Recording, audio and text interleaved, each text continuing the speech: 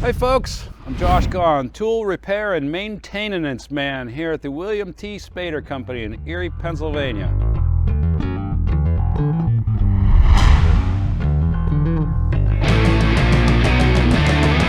I've got to warn you now, that old man winter's creeping in on us. So today, we're going to talk about cold weather and cold weather clothing. It's important for us in the construction industry and any industry or anybody at all that has to be outside for any length of time. And I've chosen to ride my bicycle as often as I possibly can this year. We'll find out, but I'm going to try to go all year, right through the snow. Like a skier, a gazelle. Like a gazelle on a bicycle. I don't know, but I'm going to try it. So one of the things that I'm learning about is cold weather clothing. And I'm going to take off my cut resistant gloves because they are fresh with the heady bouquet of fabrication and production and progress. And we have the fresh sounds of progress as well.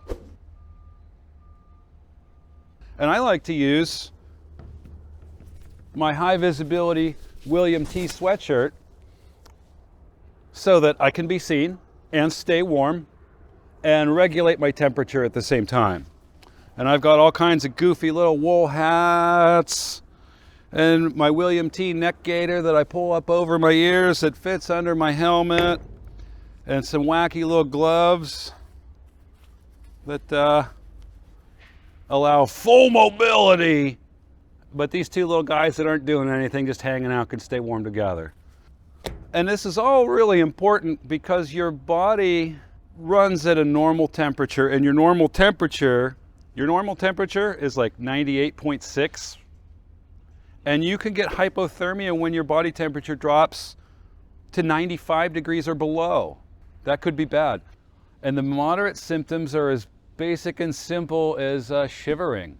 And moderate to severe symptoms could include slurred speech and dizziness and confusion, and the shivering stops. And you could die in a snowdrift and no one will find you until springtime. So keep an eye on the people working around you if you're working in the cold.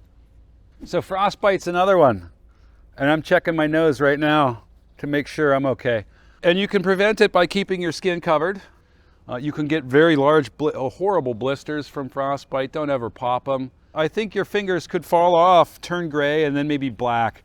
If you get frostbite on your feet because you wore your sneakers to work, one, you're in trouble already. And two, you should never walk on them. You need to be moved, or move your fellow worker into a warm area and get them out of any kind of wet clothing and get them dry and warm. Warm, sweet liquids, but not booze, never on the job, never. And call for medical attention. We're going to talk about trench foot. And trench foot happens, I always thought, in the jungles of Vietnam, but trench foot can happen anytime that your feet are wet, whether from working in a ditch or you're just a sweaty type of person. And you can get trench foot from extended exposure to those conditions, and it's bad. So you should do probably the very same thing as hypothermia. Change out any kind of wet clothing or footwear. Keep the affected area elevated and avoid walking because it's trench foot, and that means your feet. We have crews of people that work every day, sometimes 4 floors up in a new construction area with the wind whipping through because they have to build it from the ground up, and even in the wintertime. So our people have to stay warm and mobile and safe on the job site. Sometimes they're working in a hole in the ground. It's probably filling up with snow faster than they can get the pipe laid in there. It's all very possible here in Erie, Pennsylvania. So we're going to check in with some of our people that work out in the field and see what they wear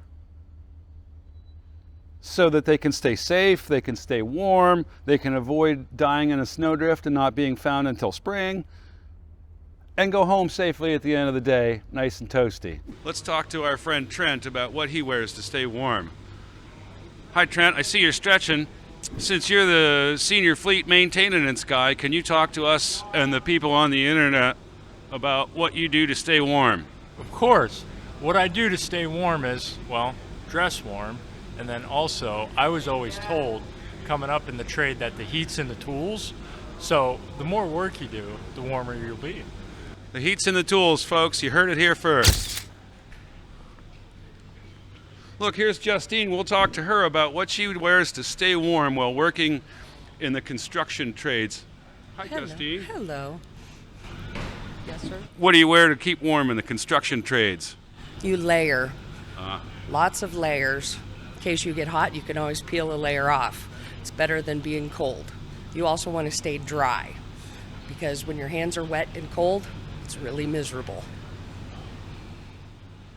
Is the heat in the tools or not? Not unless they're on fire. So thanks so much for coming and hanging out with us today. We'll see you next time right here on the internet. We'll be here. All hours. We never stop.